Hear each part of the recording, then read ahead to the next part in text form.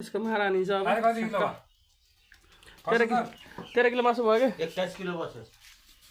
त्यो जिउँदा 21 किलो भयो अँ यसलाई भोलि पर्सि हामीले यस्तो दुधको किन्यो भने कति परिँदैछ भन्ने अन्दाज हुन्छ यो दुम्रो पनि छैन मटन छैन मासु कति 13 किलो बस्यो है 13 किलो त बस्छ होला 13 किलो बस्यो कि मासु बस्यो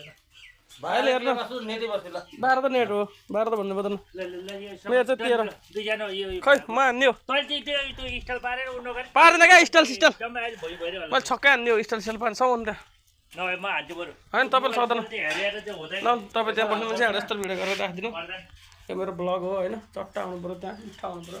डर लाग्यो भनेको त कता हो यहाँ भिडियो गर्न पर्यो हान्नु नि त पर्दैन के ए तपाईँ नसमाउनु भने होइन र होइन मैले समाउनु न के त्यो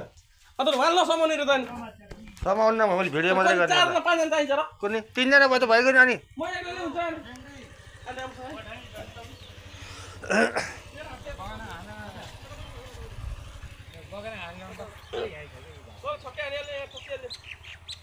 अब उ त गइहाल्न या त आइहाल्छ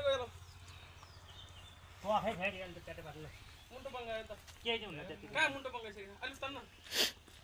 मुन्टो बङ्गाइसक्यो काट्छ हान्न उसले खुट्टा समात्यो होइन? पागलहरू के बोल्नु नि तपाईँ पनि त्यहाँ बनाउनै पर्दैन चामलले ल हेर गाइजहरू 3 जनाले एउटा हान्न सकेको छैनन् है अब हान्दैछ ल एकैचोटिमा सिनाल्छु भनेको हान्दैछ ल सिनाएन साह्रै गरे 2 चोटि लाए अब 3 चोटि भइसक्यो ल हेरौँ त गाइजहरू मुन्टो बटाएर छ दारी ल तेरो भाइ बचाएर किन बटाएर छ ल मुन्टो उचाल्ने च्याप्पा